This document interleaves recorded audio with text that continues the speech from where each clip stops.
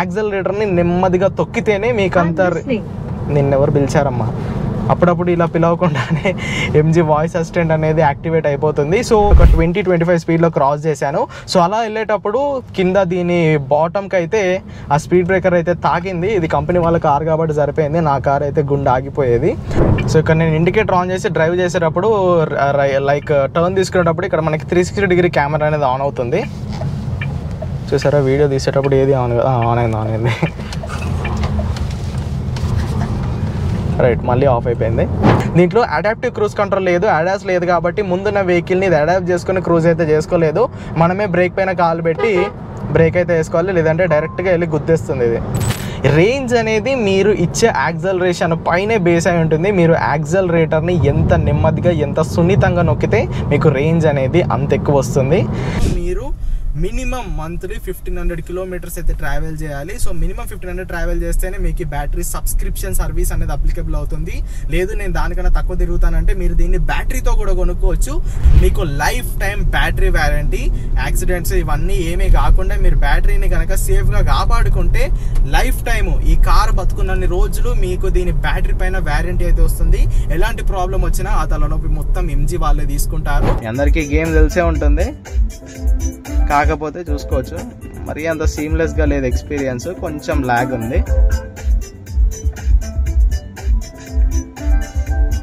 So ఇలా మీరు ఐడియల్గా games కూడా ఆడుకోవచ్చు. ఫ్రెండ్స్, ఈరోజు మన దగ్గర ఉంది ఎంజీ విండ్జర్ ఈవీ. ఈ కార్ డ్రైవ్ చేయడానికి నేను హైదరాబాద్ నుంచి ఢిల్లీ వచ్చాను అండ్ ఇది మీడియా టెస్ట్ డ్రైవ్ ఈవెంట్ అనమాట. సో ఈ వీడియోలో మనం ఎంజీ విండ్జర్ ఈవీని డ్రైవ్ చేద్దాము. డ్రైవ్ చేస్తూ ఈకో మోడ్లో దీని ఫీల్ ఎలా ఉంది, నార్మల్ మోడ్లో ఎలా ఉంది, స్పోర్ట్స్ మోడ్లో ఎలా ఉంది, అసలు కార్ నడిపేటప్పుడు కంఫర్ట్ ఎలా ఉంది, లోపల ఫీచర్స్ ఎలా ఉన్నాయి అండ్ వీళ్ళు హైలైట్ చేసిన బ్యాటరీ రెంటల్ ప్రోగ్రామ్ యొక్క డీటెయిల్స్ ఏంటి అనే కంప్లీట్ ఇన్ఫర్మేషన్ని నేను ఈ వీడియోలో మీకు అయితే ఇవ్వబోతున్నాను. సో ప్రీవియస్గా దీని వాకర్ అండ్ రివ్యూని ఆల్రెడీ మన ఛానల్లో పోస్ట్ చేశాను. మీరు ఎవరైనా మిస్ అయి ఉంటే ఆ వీడియో ఖచ్చితంగా చూసేయండి, లింక్ డిస్క్రిప్షన్లో ఉంది. ఆ వీడియోలో దీని ఎంటైర్ డీటెయిల్స్ గురించి నేను ఎక్స్ప్లెయిన్ చేశాను. ఈ వీడియోలో కేవలం దీని బ్యాటరీ సబ్స్క్రిప్షన్ అండ్ దీని ఫీచర్స్ అండ్ డ్రైవ్ రివ్యూని నేనైతే మీతో షేర్ చేయబోతున్నాను. సో ఎలాంటి డిలే చేయకుండా వీడియోలోకి వెళ్ళిపోదాము. దానికన్నా ముందు నా పేరు Aditya Venu and welcome to EV Telugu. మన ఎంజీ విండ్జర్ ఈవీ అండ్ ఇది ఎంజీ విండ్జర్ ఈవీ యొక్క కీ అన్నమాట. కామెట్ ఈవీ కీ లాగా మనకి దీంట్లో అంత ఫ్యాన్సీ ఎలిమెంట్స్ ఏం లేవు. ఇక్కడ ఎంజీ లోగో ఉంది అండ్ ఇది unlock button, lock button and ఇది బూట్ ఓపెన్ బటన్ అన్నమాట. సో ఎలాంటి లేట్ చేయకుండా మనం కార్ లోపలికి అయితే వెళ్ళిపోదాము. నేను దీని ఎక్స్టీరియర్ గురించి ఇలాంటి డీటెయిల్స్ అయితే మాట్లాడను, ఎందుకంటే ఆల్రెడీ డెడికేటెడ్ వీడియో అయిపోయింది. సో ఇప్పుడు డైరెక్ట్గా మనం ఇంటీరియర్లోకి అయితే వెళ్ళిపోదాము. వెళ్ళే ముందు ఈ కార్ను ఒక్కసారి నేను అన్లాక్ అయితే చేసేస్తాను. సో అన్లాక్ చేయగానే ఇక్కడ మనకి auto flush door handles and ఈ మిర్రర్స్ అయితే ఓపెన్ అయిపోయాయి. సో ఫ్లష్ డోర్ హ్యాండిల్స్ని తీస్తే మనకి ఇంటీరియర్ అనేది ఇలా ఉంటుంది. సో మనకి హలో కూడా చెప్పేసింది ఎంజీ. డోర్ వేసేసుకుందాము. సో ఇవన్నీ నేను ఆల్రెడీ మన ప్రీవియస్ వీడియోలోనే ఎక్స్ప్లెయిన్ చేసేసాను. దీంట్లో మొత్తంగా మనకి 2 షేడ్ కలర్ ఉన్న ఇంటీరియర్స్ అయితే ఉంటాయి. బ్లాక్ అండ్ గోల్డ్ ఫినిష్లో ఇంటీరియర్స్ అయితే మనకు వస్తాయన్నమాట. ఇది ఎంజీ విండ్జర్ ఈవీ యొక్క స్టీరింగ్ వీల్. ఆల్రెడీ ఇప్పటి వరకు నేను ఎలక్ట్రిక్ కార్ ఒక 20 కిలోమీటర్స్ అయితే డ్రైవ్ చేశాను. సో ఇంకా సేపట్లో నేను నా డ్రైవ్ ఇంప్రెషన్స్ అయితే షేర్ చేసుకుంటాను. దానికన్నా ముందు దీంట్లో ఉన్న కొన్ని హైలైట్ ఫీచర్స్ గురించి మనం అయితే మాట్లాడుకుందాము. సో ఇది 15.6 ఇంచెస్ డిస్ప్లే అనమాట అండ్ ఇది 8.8 ఇంచెస్ డ్రైవర్ డిస్ప్లే. దీనిలో మనకి పెద్దగా ఇన్ఫర్మేషన్ అనేది ఉండదు. మనకి ఏం కావాలన్నా దీంట్లో నుంచే మనం కస్టమైజ్ చేసుకోవాలి అండ్ దీంట్లో నుంచే మనం ఆపరేట్ అయితే చేసుకోవాలి. అండ్ ఇక ఈ డిస్ప్లేని మనం ఎక్స్ప్లోర్ చేస్తే సో ఇవి మనకి క్విక్ ఫేస్ ఇంటీరియర్స్ అనమాట. సో మనకు ఒక ట్యాబ్ ఎలా అయితే పనిచేస్తుందో మనకి డిస్ప్లే కూడా అలానే పనిచేస్తుంది. ఇక్కడ నుంచి మనం విడ్జెట్స్ ని యాడ్ చేసుకోవచ్చు, విడ్జెట్స్ ని రిమూవ్ చేసుకోవచ్చు.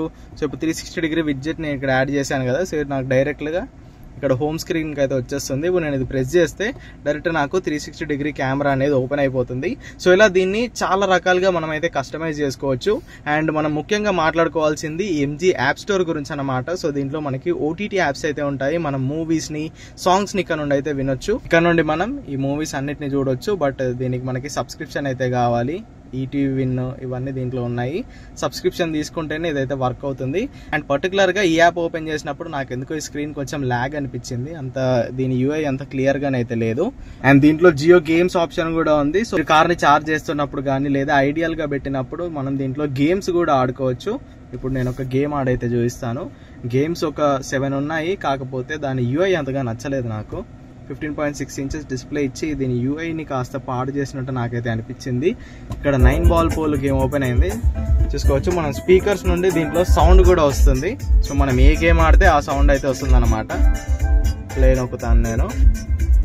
ఓకే, సో మీ అందరికీ గేమ్ తెలిసే ఉంటుంది. కాకపోతే చూసుకోవచ్చు మరి అంత సీమ్లెస్గా లేదు ఎక్స్పీరియన్స్, కొంచెం ల్యాగ్ ఉంది. సో ఇలా మీరు ఐడియల్గా గేమ్స్ కూడా ఆడుకోవచ్చు. హోమ్ స్క్రీన్కి వచ్చేస్తే ఇది క్విక్ మెనూ అన్నమాట. మనం ఫోన్లో ఎలా అయితే నోటిఫికేషన్ బార్ని ఓపెన్ చేస్తామో దీంట్లో కూడా అలా నోటిఫికేషన్ బార్ని అయితే ఓపెన్ చేయొచ్చు. ఇక్కడ నుండి మనం వైఫైని కనెక్ట్ చేసుకోవాలి, బ్లూటూత్, కాలింగ్, విండోస్ని లాక్ చేసుకోవడానికి, వెహికల్ సెట్టింగ్స్, IRVM ఫోల్డింగ్. ఈ బటన్ నొక్కేస్తే మనకి IRVM అనేది ఆటోమేటిక్గా క్లోజ్ అయిపోతుంది. సో ఇలా క్విక్ సెట్టింగ్స్ అన్ని మనకి ఇక్కడ నుంచి అయితే ఇవ్వడం జరిగింది. అండ్ ఇది బ్రైట్నెస్ అనమాట. 15.6 ఇంచెస్ బ్రైట్నెస్ ఇక్కడ ఉంది, 8.8 ఇంచెస్ డిస్ప్లే యొక్క బ్రైట్నెస్ ఇక్కడ ఉంది. అండ్ ఇది మన రూఫ్ ఓపెనింగ్ అనమాట. ఇప్పుడు నేను మొత్తంగా దీన్ని ఇలా ఓపెన్ చేసేస్తే సో ఇక్కడ మనకి ఇన్ఫినైట్ గ్లాస్ రూఫ్ అనేది మొత్తంగా క్లోజ్ అయిపోతుంది. సన్ రూఫ్ అయితే ఓపెన్ అవ్వదు, కాకపోతే ఈ షేడ్ అనేది మనం ఓపెనింగ్ అండ్ క్లోజ్ చేసుకోవచ్చు. దీనికి ఎలాంటి వాయిస్ కమాండ్ అనేది లేదు. సో ఇక్కడ నుండే మనం దీన్ని ఓపెన్ అండ్ క్లోజ్ చేసుకోవాలి. ఇప్పుడు నేను మొత్తంగా ఓపెన్ చేసేస్తున్నాను, చూడండి ఇక్కడ నుండి ఓపెన్ అవుతుంది. అండ్ ఇక్కడ కూడా మనకి ఓపెన్ అవుతున్నట్టు ఈ బార్ అయితే చూపిస్తుంది. అండ్ ఇది వాయిస్ కమాండ్ యొక్క వాయిస్ కంట్రోల్, అండ్ ఇది మ్యూజిక్ కంట్రోల్, అండ్ ఇది మనం యాపిల్ కార్ప్లే కనెక్ట్ చేసుకుంటే దాని వాల్యూమ్ సెట్టింగ్ అనమాట. సో మనకి క్విక్ సెట్టింగ్స్ లో ఈ ఆప్షన్స్ అయితే వస్తున్నాయి. అండ్ ఇంకా దీంట్లో మాట్లాడుకోవడానికి చాలానే ఉన్నాయి, బట్ అవే చెప్పుకుంటూ పోతే మనకి వీడియో అనేది చాలా లెంతీగా అయిపోతుంది. విండ్సర్ ఈవీ యొక్క ఫ్రంట్ క్యాబిన్ అయితే ఇలా ఉంటుంది. ఇలాంటి లేట్ చేయకుండా మనం దీని డ్రైవింగ్ అయితే స్టార్ట్ చేసేద్దాము. సో గైస్ మనం MG విండ్సర్ ఈవీ యొక్క డ్రైవ్ రివ్యూ అయితే స్టార్ట్ చేయబోతున్నాము. సో ప్రస్తుతం నేను దీన్ని ఇప్పుడు స్మార్ట్ ఈకోలోకి వేసేస్తాను. దీంట్లో 4 రైడింగ్ మోడ్స్ అయితే ఉన్నాయి. రైట్, స్మార్ట్ ఈకో నుండి మనం దీన్ని డ్రైవ్ని అయితే స్టార్ట్ చేద్దాము. సో ఇప్పుడు నేను దీని ఆటో హోల్ని ఎంగేజ్ చేసి పెట్టాను. నేను ఇక్కడ బ్రేక్ నుండి కాల్ తీసినా కానీ కార్ ముందుకైతే వెళ్దు. నేను యాక్సిలరేటర్ మీద కొంచెం పుష్ ఇస్తే కార్ ముందుకైతే వెళ్తుంది. సో ఇలా అన్నమాట. సో ఇప్పుడు దీన్ని మనం ఈ 4 మోడ్స్లో దీని పర్ఫార్మెన్స్ ఎలా ఉంది, డ్రైవ్ ఫీల్ ఎలా ఉంది అనే డీటెయిల్స్ అయితే చెక్అవుట్ చేసేద్దాము. సో క్రూజ్ కంట్రోల్ కూడా ఉంది దీంట్లో, దాన్ని ఇప్పుడు డియాక్టివేట్ అయితే చేశాను. సో ఇప్పటివరకు ఈ కార్ని నేను ఒక 30 కిలోమీటర్స్ అయితే డ్రైవ్ చేశాను. సో 30 కిలోమీటర్స్లో నేను ఈచ్ అండ్ ఎవ్రీ మోడ్లో ఈ కార్ని అయితే టెస్ట్ చేయడం జరిగింది. సో ఇప్పుడు నా టెస్ట్ రిజల్ట్స్ని మీతో అయితే షేర్ చేసుకుంటాను. సో ఫస్ట్ ఈకో ప్లస్ మోడ్లో నడిపేటప్పుడు దీంట్లో ఉన్న 66% ఛార్జింగ్తో ఇది 211 కిలోమీటర్స్ అయితే చూస్తుంది. సో ఫస్ట్ నేను దీని బేసిక్ డీటెయిల్స్ చెప్తాను. దీంట్లో 38 కిలోవాట్ బ్యాటరీ ప్యాక్ని కంపెనీ వాళ్ళు అయితే వాడారు. 331 కిలోమీటర్స్ రేంజ్ని వాళ్ళు క్లెయిమ్ చేస్తున్నారు.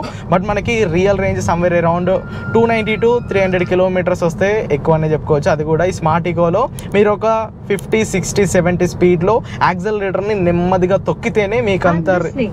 నిన్నెవరు పిలిచారమ్మా?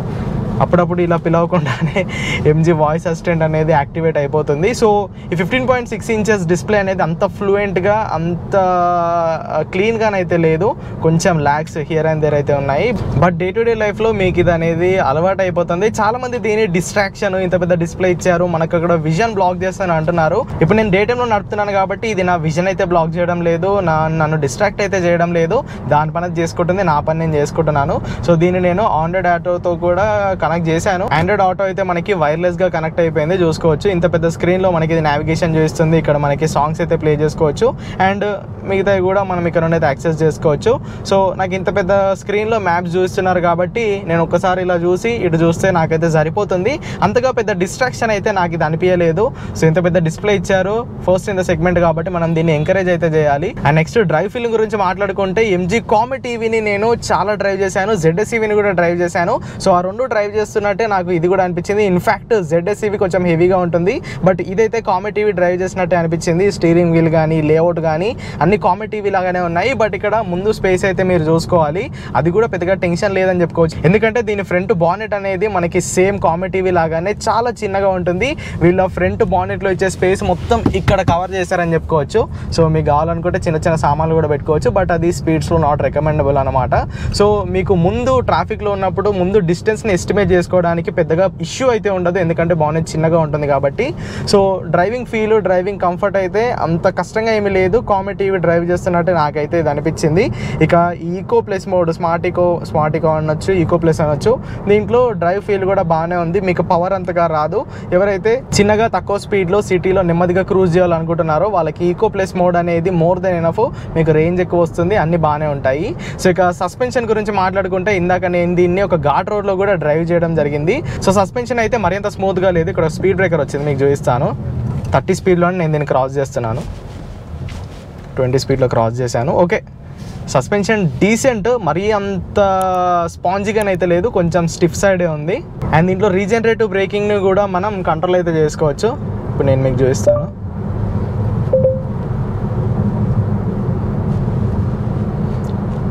సో ఇక్కడ మోడ్ ఉంది కదా, మోడ్ దగ్గరే మనకి దీని రీజనరేటివ్ బ్రేకింగ్ని కంట్రోల్ చేసుకోవడానికి లైట్, నార్మల్, హెవీ అనే 3 ఆప్షన్స్ అయితే వాళ్ళు ఇచ్చారు. హెవీలో పెడితే ఏంటంటే మనకి రీజన్ అనేది చాలా ఎఫెక్టివ్గానే అయితే అయిపోతుంది. అండ్ ఇలా మీరు సీమ్లెస్గా యాపిల్ కార్ప్లే నుండి హోమ్ డిస్ప్లేకి, హోమ్ డిస్ప్లే నుండి ఆండ్రాయిడ్ ఆటోకి షిఫ్ట్ అయితే అయిపోవచ్చు.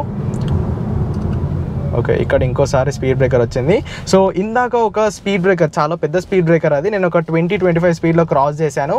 సో అలా వెళ్ళేటప్పుడు కింద దీని బాటమ్కి అయితే ఆ స్పీడ్ బ్రేకర్ అయితే తాకింది. ఇది కంపెనీ వాళ్ళ కార్ కాబట్టి సరిపోయింది, నా కార్ అయితే గుండె ఆగిపోయేది. సో గ్రౌండ్ క్లియరెన్స్ అయితే డీసెంట్ సిటీ రోడ్స్కి అయితే సరిపోతుంది, బట్ మీరు స్పీడ్ కొంచెం తక్కువ చేయాలి. ఆఫ్ రోడ్ ఎస్యూవీ కార్ లాగా దీని స్పీడ్ బ్రేకర్ పైన ఎక్కిస్తే కింద బాటంలో అనేది ఖచ్చితంగా తగులుతుంది. సో ఇక స్మార్ట్ ఈకో మోడ్ నుండి ఇప్పుడు మనం దీన్ని ఈకో మోడ్లోకి అయితే షిఫ్ట్ చేద్దాము. సో మోడ్ని మనం ఇక్కడ డిస్ప్లే నుండి ఆన్ ద గోలోనే షిఫ్ట్ అయిపోవచ్చు, లేదనుకుంటే ఈ కింద బటన్ ప్రెస్ చేస్తే కూడా మనకి మోడ్ అనేది చేంజ్ అవుతుంది. సో ఇప్పుడు ఇది ఈకో ప్లస్లో ఉంది, ఇప్పుడు నేను ఈకో మోడ్లోకి అయితే షిఫ్ట్ చేశాను. సో ఈకో ప్లస్ మోడ్కి, ఈకో మోడ్కి యాక్సలరేషన్ పరంగా మరీ అంత మేజర్ డిఫరెన్స్ అయితే లేదు. డిఫరెన్స్ ఉంది, కాకపోతే చిన్న మైనర్ డిఫరెన్స్ అనమాట. 60 స్పీడ్లో నేను బ్రేక్స్ చేశాను. ఓకే, ఇది టాప్ ఎండ్ వేరియంట్. సో 4 బ్రేక్స్లో మనకి డిస్క్ బ్రేక్సే ఉంటాయి. సో బ్రేకింగ్ పరంగా ఎలాంటి ఇబ్బంది ఉండదు. సో మీకు స్కిడ్ అయినా, అక్కడ స్లష్ ఉన్నా, కింద మట్టున్నా కానీ ఎలక్ట్రానిక్ స్టెబిలిటీ కంట్రోల్ అవన్నీ బ్రేకింగ్ అసిస్టెన్స్ అన్నీ ఉన్నాయి కాబట్టి బ్రేకింగ్ బయట బ్రేకింగ్ వేసేటప్పుడు మీకు సేఫ్టీ అనేది బాగానే ఉంటుంది. సో ఎంజీలో 3 వేరియంట్స్ ఉన్నాయి. 3 వేరియంట్స్లో మీకు మొత్తంగా 6 ఎయిర్ బ్యాగ్స్ మీకు అన్నింటిలో స్టాండర్డ్గా వస్తాయి. సో సేఫ్టీ పరంగా ఎలాంటి డోకా లేదు. ఇది కొత్త కారు కాబట్టి దీనికి ఇంకా ఎలాంటి క్రాష్ టెస్ట్ అయితే కాలేదు. సో క్రాష్ టెస్ట్ అయ్యాక దీనికి ఎన్ని స్టార్స్ వచ్చాయో మనకి అయితే తెలుస్తుంది. ఏసీ గురించి మాట్లాడుకుంటే ఎంజీలో నాకు మేజర్ కంప్లైంట్ ఏసీ ఉండేది, బట్ దీంట్లో కంప్లైంట్ అయితే పోయింది. ఏసీ యొక్క త్రో కానీ, టెంపరేచర్ సెట్టింగ్ కానీ, దీని కూల్నెస్ కానీ నాకైతే చాలా బాగా అనిపించాయి. నేనైతే ఏసీతో సాటిస్ఫై అయ్యాను. తెలియకుండానే 90 స్పీడ్ వెళ్ళిపోయింది ఇది ఈకో మోడ్లో. రైట్, వెనకాల ఏ కార్ రావడం లేదు. ఇప్పుడు మీకోసం ఒకసారి నేను సడన్ బ్రేకింగ్ అయితే వేస్తాను. ఒక 70 స్పీడ్లో వెళ్ళి బ్రేక్స్ అయితే చూపిస్తాను. 70 వచ్చాము. ఓకే, ఆగడానికి కొంచెం టైం అయితే తీసుకుంటుంది, బట్ డే టు డే యూజేజ్లో మనం ఇలాంటి స్టంట్స్ వేయం కాబట్టి మనకి బ్రేకింగ్ ఎఫిషియన్సీ అనేది సరిపోతుంది. కానీ హ్యాండ్లింగ్ గురించి మాట్లాడుకుంటే నో ప్రాబ్లం. స్టీరింగ్ వీల్ అయితే చాలా కంఫర్టబుల్గా ఉంది. Okay, good. బ్రేక్స్ అయితే బాగున్నాయి. ఇక్కడ ఒక యూటర్న్ తీసేసుకుందాము. యూటర్న్ తీసుకోవడంలో కూడా పెద్దగా ప్రాబ్లం ఏమీ లేదు, ఈజీగానే యూటర్న్ తీసుకోవచ్చు. ఓకే, కింద స్లష్ ఉంది కాబట్టి కొంచెం వీల్స్ స్కిడ్ అవుతున్నాయి. ఫుల్ థ్రాటిల్ ఇచ్చేసాను నేను ఈకో మోడ్లో. 100, 110, 111. సో ఇది మనకి పర్ఫార్మెన్స్ ఓరియంటెడ్ కార్ కాదు కాబట్టి మనం పెద్దగా పర్ఫార్మెన్స్ని అయితే దీంట్లో ఎక్స్పెక్ట్ చేయకూడదు, బట్ చూపించాలి కాబట్టి నేను చూపిస్తున్నాను. సో ఈకో మోడ్లో సరిపోయింది. ఇప్పుడు మనం దీన్ని నార్మల్ మోడ్లోకి అయితే షిఫ్ట్ చేద్దాము. నార్మల్ మోడ్లో దీని పర్ఫార్మెన్స్ని టెస్ట్ చేస్తున్నాను. సో నాకు ఈకో ప్లేస్కి ఈకోకి కొంచెం తేడా తెలిసింది, కానీ ఈకోకి నార్మల్కి అంత తేడానైతే తెలియట్లేదు. మళ్ళీ ఫుల్ థ్రాటిల్ ఇచ్చాను.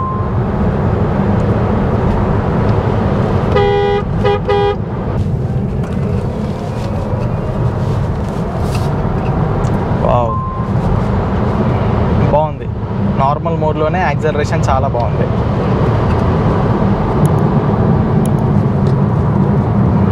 ఇక్కడ అన్నీ మిక్స్డ్ రోడ్లు ఉన్నాయి.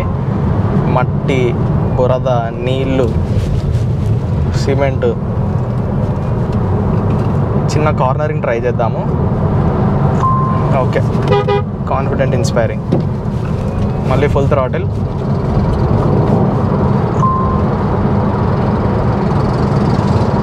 ఓకే, నార్మల్ మోడ్లో 100 ఈజీగా టచ్ చేస్తుంది. అండ్ ఈ స్పీడ్లో కూడా నాకు దీని కంట్రోలింగ్ కానీ, డ్రైవింగ్ కానీ ఎలాంటి ప్రాబ్లం లేదు.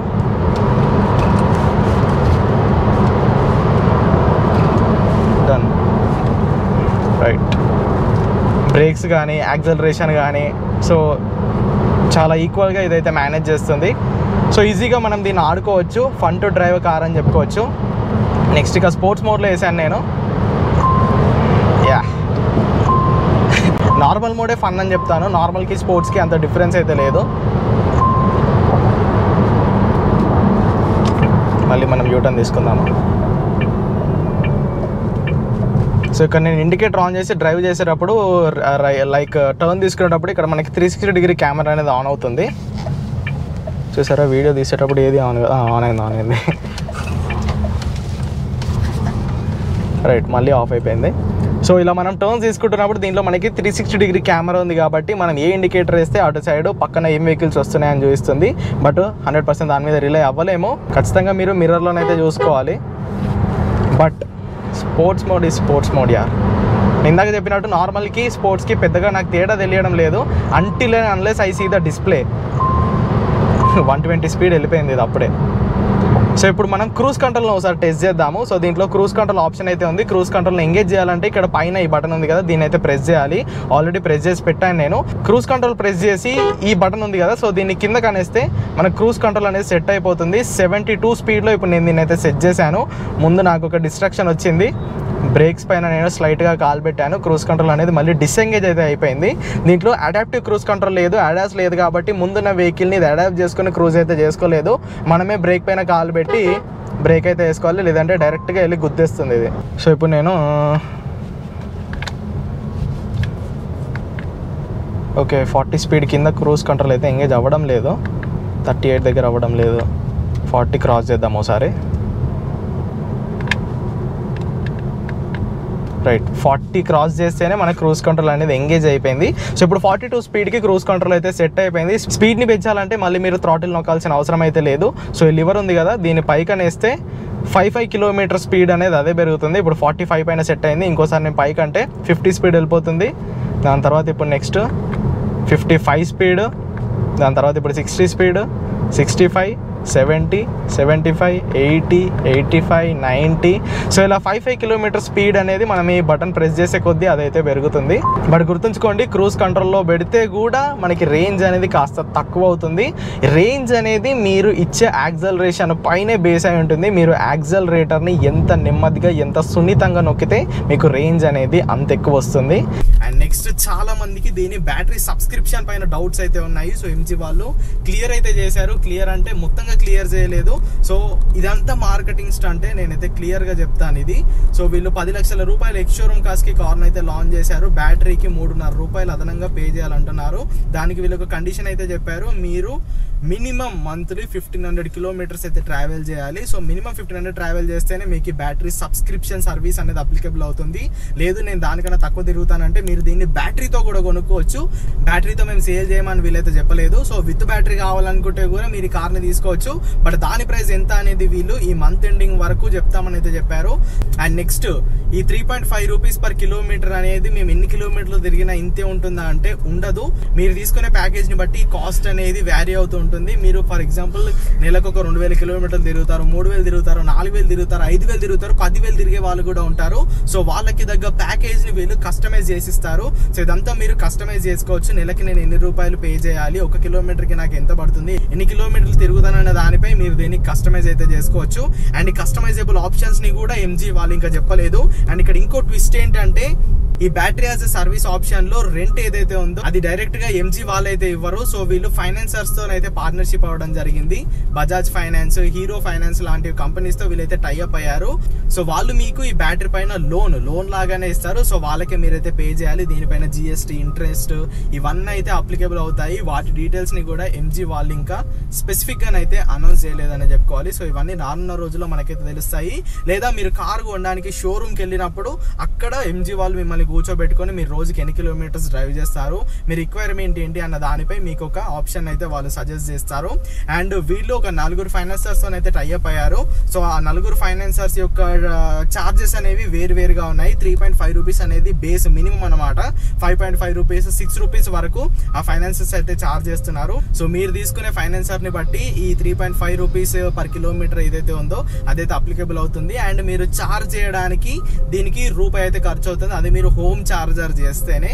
సో మీరు ఇంట్లో దీన్ని చార్జ్ పెట్టుకుంటే కిలోమీటర్ కి మీకు రూపాయి అయితే ఖర్చు అవుతుంది. 3.5 రూపీస్ మనం బేస్ గా వేసుకుంటే 4.5 నుండి 5 రూపాయల్లో మీరు దీన్ని 1 కిలోమీటర్ అయితే ట్రావెల్ చేయొచ్చు. 10 లక్షల రూపాయలు ఎక్స్ షోరూమ్ కాస్ట్ పే చేసిన తర్వాత బ్యాటరీని రెంట్ కి తీసుకుంటే గనక. బట్ ఇక్కడ మనకు కొన్ని ఫ్రీ బర్డ్ ఆఫర్స్ అయితే ఇచ్చారు. మీరు గనక ఎంజీ విండ్జార్ ఈవీని as a first EV owner గా గనక పర్చేస్ చేసుకుంటే మీకు lifetime battery warranty, accidents ఇవన్నీ ఏమీ కాకుండా మీరు బ్యాటరీని గనక సేఫ్ గా కాపాడుకుంటే లైఫ్ టైమ్ ఈ కార్ బతుకున్నన్ని రోజులు మీకు దీని బ్యాటరీ పైన వారంటీ అయితే వస్తుంది. ఎలాంటి ప్రాబ్లం వచ్చినా ఆ తలనొప్పి మొత్తం ఎంజీ వాళ్ళే తీసుకుంటారు. అండ్ ఈ ఎంజీ విండ్సర్ ఈవీని కొనే వాళ్ళకి వీళ్ళ యాప్ ఉంది కదా ఈ హబ్ బై ఎంజీ అని, సో దాన్ని యూజ్ చేసి కనుక మీరు ఛార్జింగ్ చేసుకుంటే మీకు ఫస్ట్ 1 year అనేది ఫ్రీ ఛార్జింగ్ అనమాట.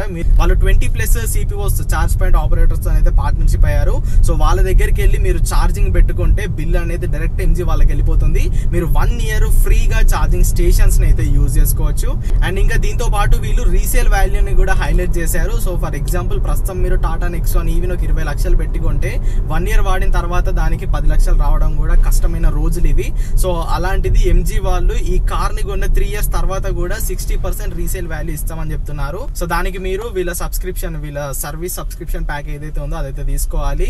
టైం టు టైం దీన్ని మీరు షోరూమ్ లో మెయింటైన్ చేస్తే గనక 3 years తర్వాత మీకు 60% దీని వాల్యూని ఇచ్చి ఎంజీ వాళ్ళు ఈ కార్ అయితే రిటర్న్ కొనుక్కుంటారు. ఇనిషియల్ గా ఒక ఈవీ బయ్యింగ్ కాస్ట్ ని తక్కువ చేయాలనే ఒక ఉద్దేశంతోనే వీళ్ళు battery as a service option అయితే తీసుకొచ్చారు. మీకు ఇష్టం ఉంటే తీసుకోవచ్చు, లేదనుకుంటే డైరెక్ట్ బ్యాటరీ కాస్ట్ ని పే చేసి మీరు ఈ కార్ అయితే ఓన్ చేసుకోవచ్చు. సో మీలో చాలా మందికి విండ్సర్ ఈవీ పైన ఉన్న డౌట్స్ అయితే ఇవే అని అనుకుంటున్నాను. మీకు ఇంకా ఎలాంటి ఫర్దర్ డౌట్స్ ఉన్నా కానీ ఒకసారి కింద కామెంట్ చేయండి. సో వీడియోకి ఇంతే. మరి వీడియో కనుక ఇన్ఫర్మేటివ్ గా అనిపిస్తే ఖచ్చితంగా లైక్ చేయండి. అండ్ మన ఈవీ తెలుగు ఛానల్ ని సబ్స్క్రైబ్ చేసుకోండి. Go green go electric.